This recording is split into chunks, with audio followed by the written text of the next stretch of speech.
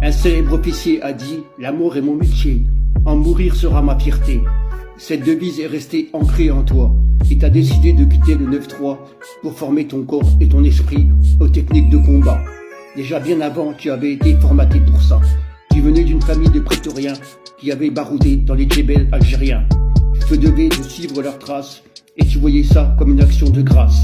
Tu as balancé tes projets et tes amis d'un seul trait pour une prison d'armée et un casque d'acier. Ça tombait bien. BFM et LCI te disaient « Engagez-vous pour l'Ukraine, vous verrez du pays ».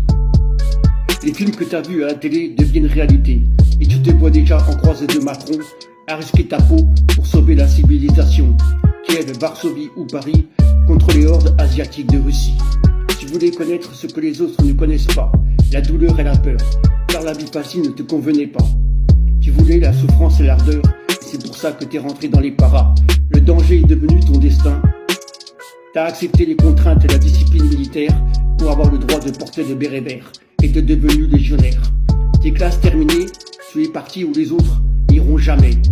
Tu le savais, dans des pays inhospitaliers, au Congo, à Goma, au Tchad, à N'Djamena, opération Barkhane au Mali, ou parfois crapahuté dans le désert brûlant de Djibouti. Mais Kiev ou Odessa, ça vient toujours pas. Le temps a passé et t'es devenu un soldat, dur comme l'acier. T'as passé la porte de l'avion des dizaines de fois, sans savoir pourquoi, la plaque à vélo faisant foi. T'as eu comme seuls amis des armes d'acier, métallisées. Ils sont devenus les maîtresses de ta vie. Cette vie que tu as traversée, parsemée de dangers. C'est ton choix. Même si chaque aventure que tu traverses risque d'être la dernière, tu l'acceptes sans effroi, ou peut-être avec joie. La paix avait fait de toi un être anonyme aux yeux de ceux qui te calculaient pas. Ces gens qui se sont inventés une vie de plaisir virtuel et sans danger aucun ne peuvent pas comprendre ce qu'est qu'un prétorien.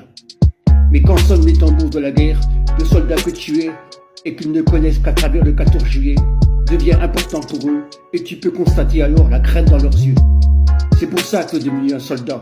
La peur, l'adrénaline, la mort, ça fait partie aussi du contrat.